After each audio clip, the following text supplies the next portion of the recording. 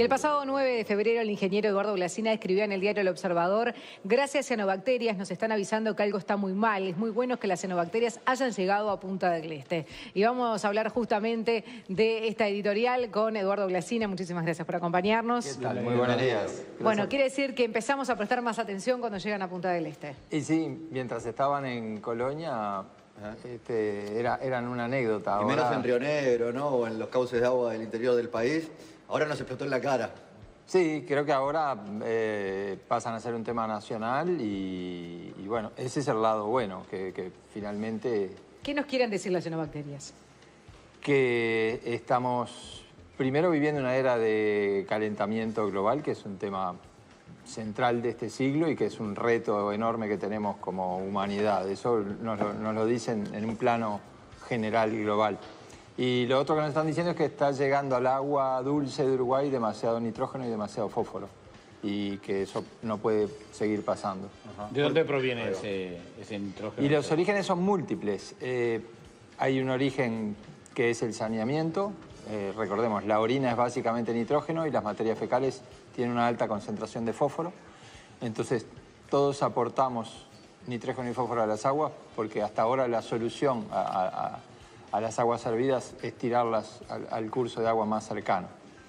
Hay un componente agrícola, porque cuando se fertiliza un campo, el fertilizante no queda ahí quieto, sino que una parte lo capta el cultivo, pero hay otra parte que escurre hacia el curso de agua más cercano. Hay otra parte industrial, porque las industrias, bueno, generan residuos que terminan vertidos en los cursos de agua. Y hay otra parte que viene de los países vecinos, porque que hacen lo mismo con sus cursos que de hacen agua. lo mismo y que, bueno, tenemos a los argentinos enfrente, pero tenemos a Brasil, Paraguay al norte. Entonces ya llegan las aguas a Uruguay con un nivel de nitrógeno y fósforo mayor al que debería ser. Y bueno, ¿qué deberíamos cambiar? ¿Cómo se puede revertir esta Claro. situación? ¿Y cuánto tiempo lleva además revertir esto? yo creo que lleva bastante tiempo, pero creo que hay que atacar a cada una de las causas. Tenemos que repensar el saneamiento, tenemos que repensar el vertido de residuos industriales y tenemos que repensar la agricultura. Está bien, pero eso es mediano y largo plazo. Si tuvieras que plantear una solución urgente para empezar a cambiar... Bueno, una solución urgente es revisar que todas las industrias cumplan las normas que tienen que cumplir. Bueno, que eso parece de perogrullo. Que hoy hay un titular acá en Brecha Sí. que es preocupante. O sea, ahí hay que ver que no sea contamino y pago la multa, ¿no? Claro, que es lo que cuenta allí la propia gerente ambiental de Conaprole. Dice, no, nosotros estamos, sí, incumpliendo alguna normativa, pero pagamos todas las multas. Y acá es el ejemplo de Conaprole y es importante por la empresa que es Conaprole, pero esto pasa con muchas otras industrias, ¿no? Que lo que hacen es pagar multas que en definitiva les sale más barato eso que asumir el costo de producir como se debería y cumpliendo la normativa ambiental. Sí. Absolutamente, pero bueno, lo otro urgente es revisar qué se está haciendo con las aguas servidas de todas las ciudades que están contra el río Uruguay y qué se está haciendo con las tomas de agua de lo que la gente consume como agua potable, ¿no? Porque ahí me parece que hay faltantes de filtros en el tema agua potable y se tira todo al río sin mayor tratamiento. Entonces eso es urgente. Y es urgente cuidar la orilla de los ríos, ¿no? Que culturalmente no creamos que el río termina donde termina el agua. El río termina mucho después. Hay que restablecer o reforestar los cursos de agua. Típicamente cuando uno cruza los lagos del Río Negro no hay ninguna vegetación en el borde. Eso me parece que sería fundamental. Llamar a un concurso de reforestación y de protección, de ver cuál es el manejo que se puede hacer en los 500 metros más próximos de la orilla de un curso de agua. Bueno, planteás que haya que cambiar toda la forma en que se está desarrollando la agricultura en Uruguay, que de hecho eso ha permitido aumentar muchísimo la producción en el último tiempo, sino concentrarse en lo que pasa en los márgenes de los ríos y los arroyos y las cañadas. Sí, concentrarse en los márgenes y la agricultura revisarla como hay que revisarlo todo, pero no con el discurso clásico de no a tal cultivo, digamos, que eso no soluciona nada. ¿Pero qué hacen en otros países, por ejemplo? Y bueno, hay todo un desarrollo de lo que se llama agricultura de precisión, donde en realidad aplicás en cada metro cuadrado lo que ese metro cuadrado precisa. Hay todo un desarrollo de interpretar cuál es la composición del suelo en cada metro cuadrado para aplicar la fertilización estrictamente necesaria. Cuando mucho nitrógeno y fósforo llegan a un río es porque el productor echó un fertilizante que no usó y por lo tanto ahí hay una fuga de... No solo hay un problema ecológico, sino que hay un problema económico de que el productor gasta en un fertilizante. Y las aguas servidas requieren un tratamiento que no es mi especialidad, pero sé que en ciudades del interior se tiran así como están. O sea, lo que se hace es piscinas de decantación que antes de ir directamente al río tal como están, vayan generando un proceso que amortigue el impacto que tiene. En realidad eso hasta se podría usar como fertilizante, digo. Hay soluciones he puesto el caso de Israel que no tira un gramo de nada al agua y que usa las aguas servidas humanas para cultivos que no tienen consumo humano, como pueden ser flores, y que usa todo el resultado de la bosta y el orín de su ganadería para hacer fertilizantes. Reciclar Reciclar hasta lo último, que en realidad capaz que nos parece un poco excéntrico aquí, pero... Perdón, además eso es plata, o sea, es eso dinero, claro, es dinero. Es algo que vos vas a un feedlot en Israel y te venden la bolsa de fertilizantes. Claro. Para que ahora, Eduardo, estabas leyendo el titular de Brecha, ¿no? De, bueno, sí, pasamos lo que dice la ley, pero pagamos la multa. En el caso de UPM, por ejemplo, los informes del Comité Científico de la CARU dicen que vierte al río Uruguay 10 veces más de fósforo de lo que permite y que la nueva pastera sería el doble. Y bueno, eso evidentemente no puede pasar. Digo, seguro que en Finlandia no es así. Entonces, de nuevo, en Finlandia hay pasteras y hay agua limpia porque yo la vi. Entonces, bueno, sean finlandeses también aquí y sería mi comentario. El otro tema, Eduardo, porque esto nos estalló en turismo y entonces casi que la mirada ha sido más turística que otra cosa. Pero esto también genera otra preocupación y es que esta agua con cianobacterias, también mucha de esta agua capaz que termina yendo a plantas potabilizadoras, es decir, claro, hay que tratarla químicamente a esta agua con mucho más químicos justamente que si no estuvieran. Entonces también me preocupa qué agua estamos tomando. Sí, obviamente, y me preocupa la poca información que hay, porque no sabemos, ¿no? Nos tomamos el mate, pero el agua de la canilla no sabemos exactamente qué composición tiene. No es H2O y nada más, pero ese adicional que tiene no sabemos qué es y creo que como ciudadanos tenemos todo el derecho de tener una información periódica de qué sale de las canillas. Que es algo que se ha cuestionado incluso de organismos internacionales, que la información falta más allá de la potabilidad o no del agua. ¿Qué responsabilidad tiene el Estado en todo esto? Y bueno, el agua es estatal, ¿no? Sí. Digo, me parece que tiene toda la responsabilidad.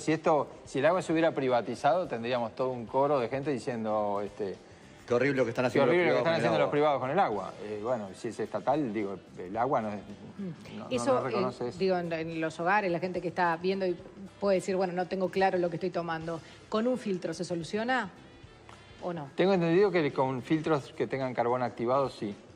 Pero, de nuevo, no es esa mi especialidad. Bien.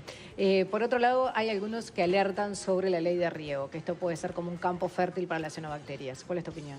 Y bueno, que depende cómo se haga una represa y qué medidas de precaución se tomen. Yo creo que una represa puede ser un polo de biodiversidad, si tiene un monte nativo que la rodea.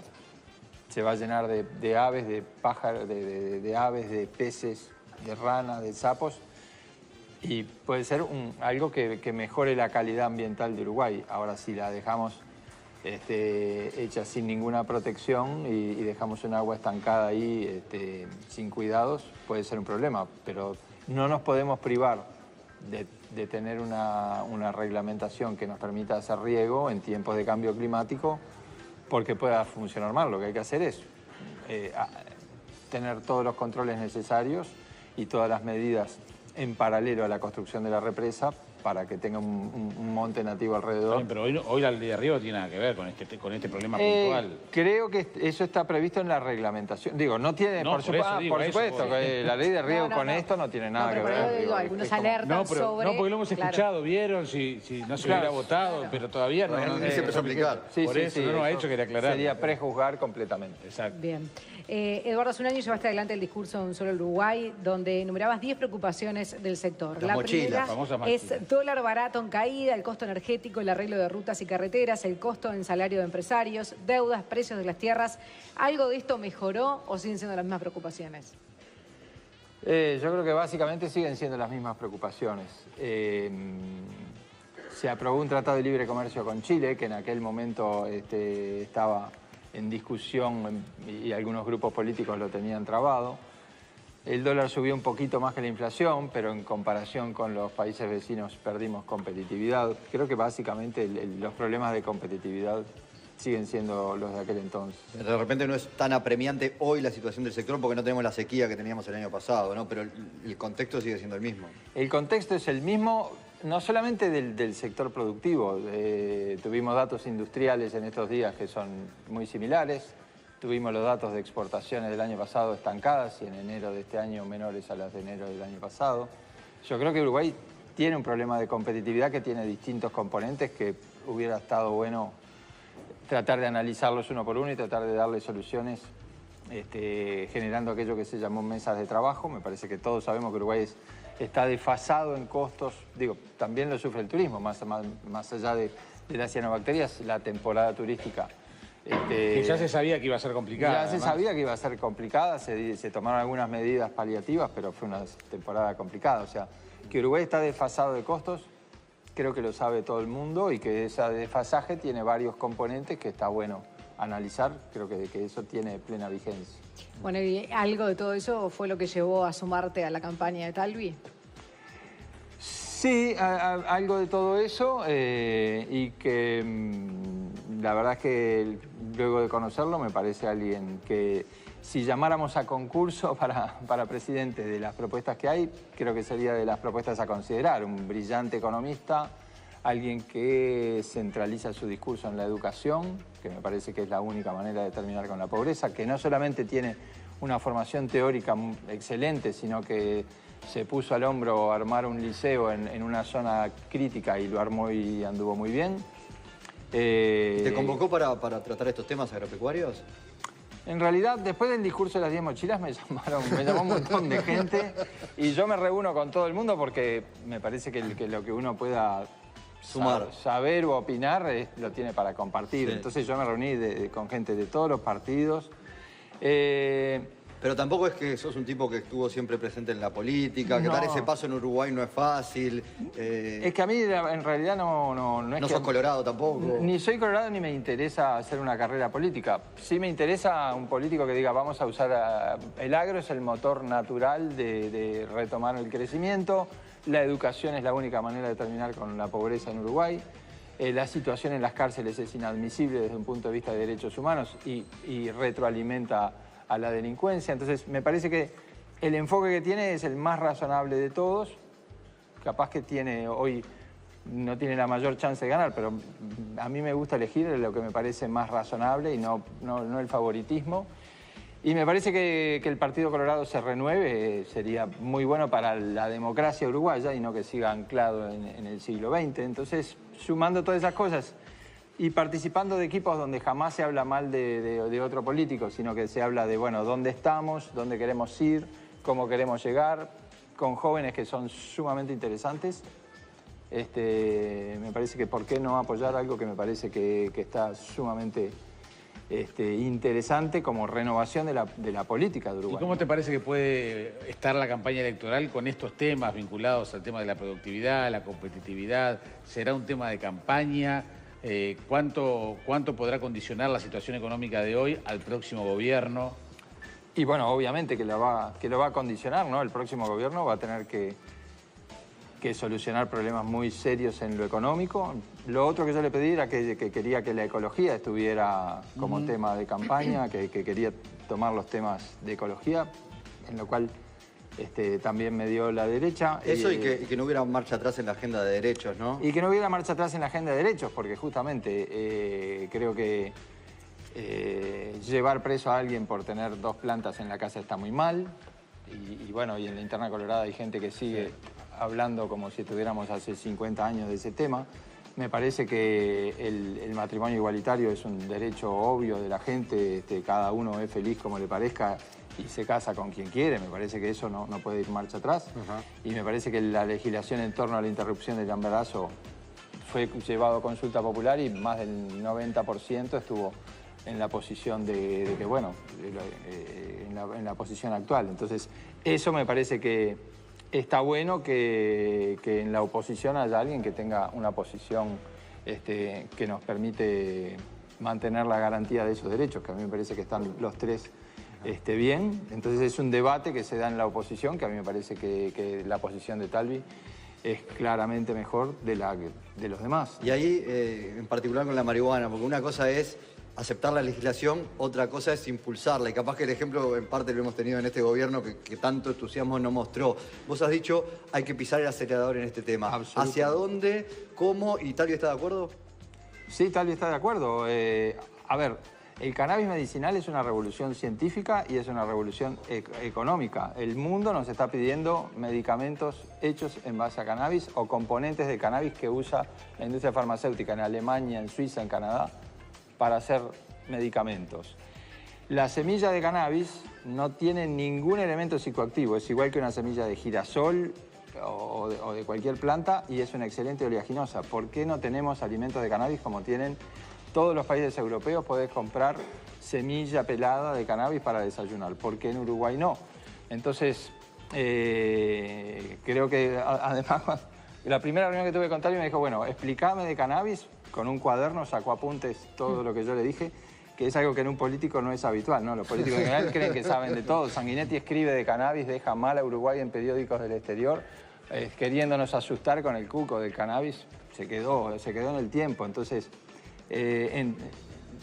creo que en el cannabis hay que pisar el acelerador. Es una industria que tiene potencial económico para el Uruguay también, de dar puestos de trabajo. Enorme potencial.